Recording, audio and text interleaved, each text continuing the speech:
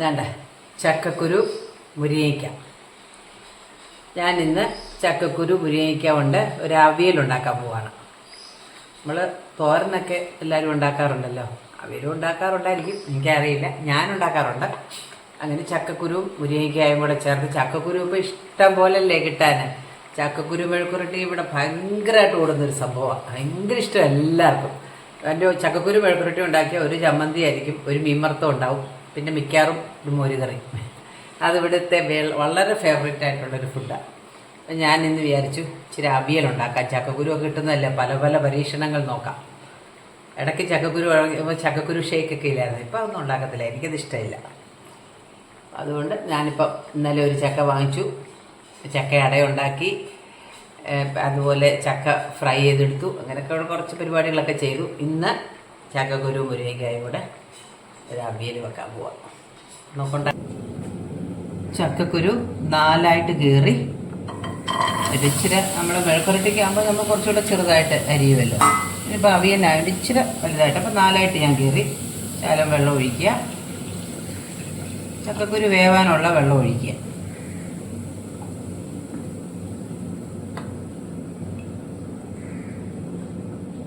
ശകലം മഞ്ഞൾപ്പൊടി,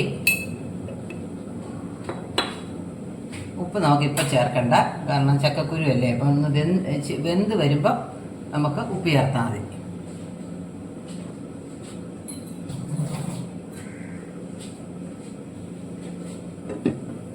ഇനി ചക്കക്കുരു ഒന്ന് വേവട്ടെ, ഇപ്പോഴത്തേക്ക് ഞാൻ തേങ്ങയൊക്കെ തിരുമ്മിക്കൊണ്ട് വരാം.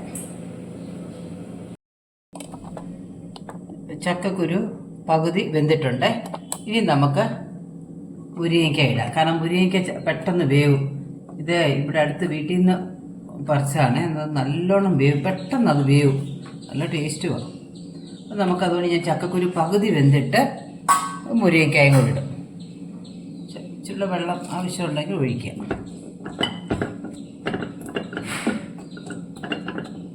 ഇനി ഇത് മുരിങ്ങയ്ക്കായും കൂടി ഇതിനകത്ത് കിടന്ന് അപ്പോഴത്തേക്ക് ചക്കക്കുരു നന്നായിട്ട് വേവും. രണ്ടും കൂടെ വേവുന്ന സമയം കൊണ്ട് നമുക്ക് തേങ്ങ എടുത്തിട്ടുണ്ട്, കണ്ടോ. തേങ്ങ അയക്കകത്ത് കാണാൻ പറ്റുന്നുണ്ടോ? ഇപ്പോൾ വെട്ടം കൂടുതലായതുകൊണ്ട് ഇപ്പോൾ കാണാൻ പറ്റുന്ന പ്രയാസമായിരിക്കും. തേങ്ങ, ശകലം മഞ്ഞൾപ്പൊടി, ശകലം മുളക് പൊടി, ജീരകം, പിന്നെ വെളുത്തുള്ളിയാണ് ഇതിനരയ്ക്കുന്നത്. വെളുത്തുള്ളി, പച്ചമുളക്, കറിവേപ്പില, ഇത്രയും കൂടെ ചേർത്ത് അവിയലിൻ്റെ പരുവത്തിൽ അരച്ചുകൊണ്ട് വരാം. ചക്കക്കുരു മുരിങ്ങയ്ക്കായും വെന്തു. ഇനി നമുക്കിതിലേക്ക് അരപ്പ് ചേർക്കണം.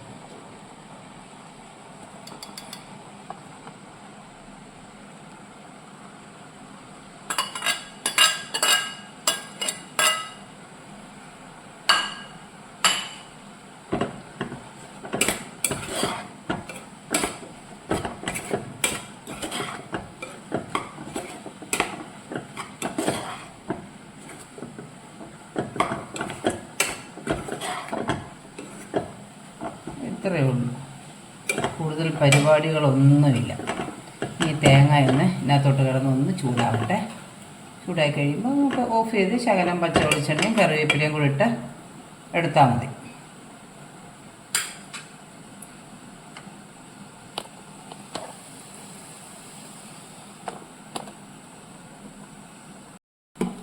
തേങ്ങയും ചൂടായി, ശകലം പച്ച വെളിച്ചെണ്ണ,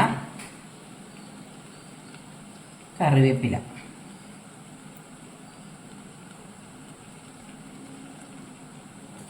നന്നായിട്ട് തന്നെ ഇളക്കിയെടുക്കണം.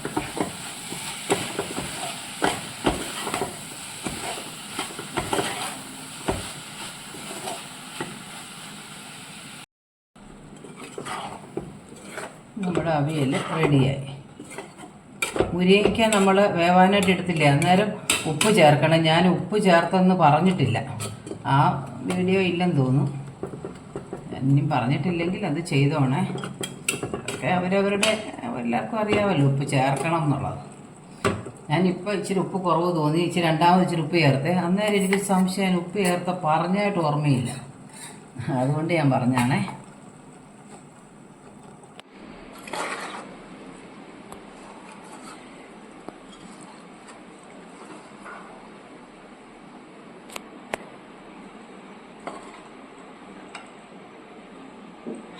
അങ്ങനെ നമ്മുടെ ചക്കക്കുരു മുരിങ്ങയ്ക്ക അവിയൽ റെഡി ആയിട്ടുണ്ട്.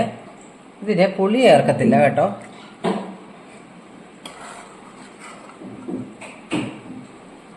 നമ്മുടെ ചക്കക്കുരു ഒക്കെ ഉണ്ടെങ്കിൽ ഉണ്ടാക്കാം. പുളി ചേർക്കണമെന്നുള്ളവർക്ക് പുളി ചേർക്കാം. ഇവിടെ പിന്നെ പുളി ചേർത്ത് അങ്ങനെ ഉണ്ടാക്കാറില്ല.